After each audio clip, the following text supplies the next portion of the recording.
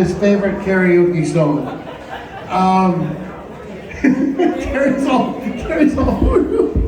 I'm like, Tony and I were standing there and I'm like, is that Randy? And Tony's like, no, that ain't. I'll be damned, that's Randy.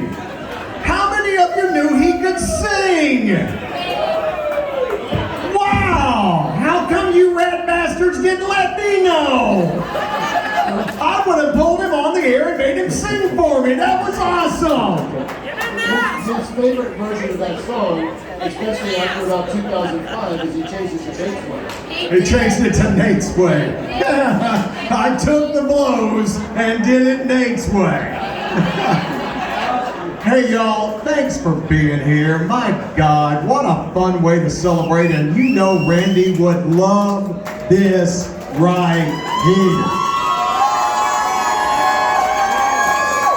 As we told you on the air today, man, there was nobody better. We're not going to do anything on stage tonight that will equal what Randy did on stage. So lower your expectations.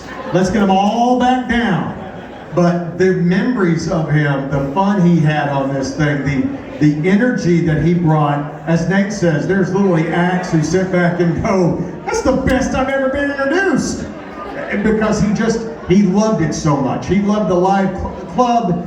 He loved you guys.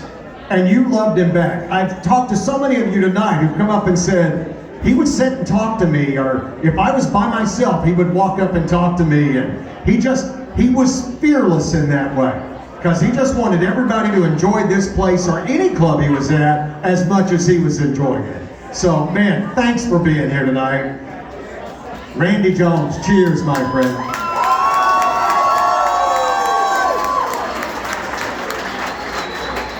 You know, when I first met Randy Jones, I worked for KRTY, I left, didn't come back till 2015.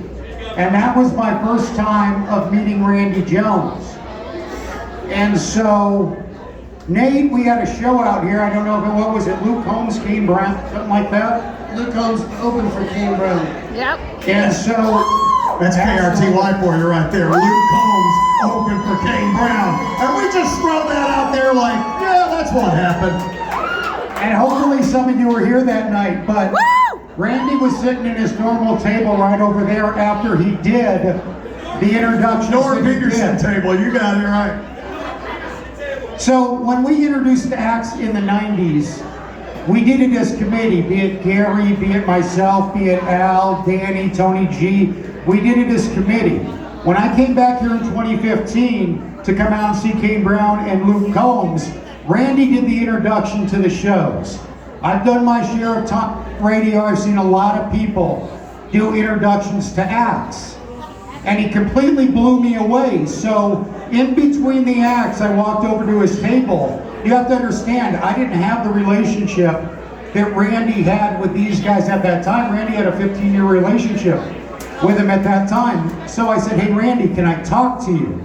If you know Randy, he didn't know what was going on. He looked a little intimidated, a little confused, and he didn't know where I was coming from. So we went back over to the cash register, and I said, I've seen a lot of people in this business introduce artists, introduce acts. But I said, you completely blew me away. You completely owned that stage up there. And what you did is you got the vibe of all the people as well. And that is one thing I'll always remember with Randy. And that started our friendship. And for the last 3 to 4 years, I've seen him every day for 5 to 6 days out of the week. And you know, some people will say it's bullshit, some people will say it's a cliche, but when a guy that works in the business has passion like that and elevates you in that career, it's something that demands your attention, but more, it demands your respect. I am thankful all of you people are out here. This is awesome. No doubt about that. What you right now need to do is thank you and give yourself a round of applause for being out here. Thank you guys. Let's hear it for that. Hello, there we go. Stop, dude, stop. So, for me, I've known Randy over 20 years. I've known him the longest. He and I were friends before he started working with the radio station. And it happened one night I was at the old Saddle Rack. We used to go there and hang out at the old Saddle Rack all the time. How about a nice big round of applause for the old Saddle Rack? Give it up for the old Saddle Rack. And give it up for the fact that the KRTY booth at the Saddle Rack was right by the ladies' bathroom. And we had it there for a reason. I'll tell you what, there is never a shortage of guys lined up to work that Saturday night or whatever. So I was there. I was there working the club, and I was hanging out in that booth, and there was a couple of young ladies hanging out in the booth with me. And we were talking, and we were flirting, and they were flirting back, and I was flirting back, and we were going back and forth. Finally, they walked away. Randy comes up to me and goes, "Damn, dude, how can I have that job? You got it going on, I love that." And I said, "Well, you know what, let me talk to Julie, and we'll get you hired." So that's what I did. I talked to Julie, we got him hired, and then it started, that's when it all started as a co-worker. But him and I were friends even before that. We would go to the Saddle Rack, we would go to the Horseshoe Club, we would go to Cheers, we would go to just about every bar known to man, from Salinas to Pleasanton to Sacramento. We would go to all of them, right? And he had something about him that everybody loved. He had charisma. He would walk into a room, and didn't matter what club it was, didn't matter if it was Three Flames over on Meridian, it didn't matter. But everybody at the end of the night knew who Randy Jones was. It did not matter. One night he told me, he goes, "Hey Al, they have country night going on over at Three Flames. We should go. It's like on a Tuesday or something random. We should go." I said, "Okay." And they had a band, Cowboy Larry, I think it was, an old timer. He was, I know, you guys know who I'm talking about. And we walked in, and the band stopped. In the middle of the set, in the middle of the song, the band stopped. And the singer goes, "Ladies and gentlemen, welcome Randy Jones from 95.3 KRTY." And the crowd went crazy. And he goes, "Oh yeah, and Indiana Al's here too." So we would go in there, and like, they thought he was a freaking god. And everybody was buying us drinks. Everybody was coming over to our table, shaking his hand, talking to him.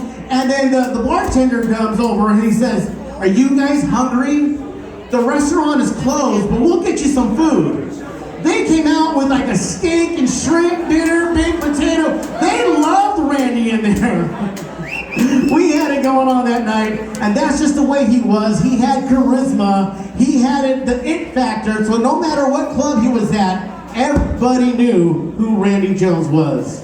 And I just wanted to share that story with you guys. Thank you guys so much for listening. One quick thing, going back to the Luke Holmes night. Luke Holmes was brand new. Luke Holmes opened for Kane Brown. Luke Holmes wasn't even out yet. It was brand new. He didn't want me to tell this part. Luke Holmes walked in the back door. Randy took one look at him and goes, "Shit, man, I can do this. I'm better than he is." So. Anyway, there's a couple, we want you all to share your own memories too. If you haven't signed it, there's a book up by the front door.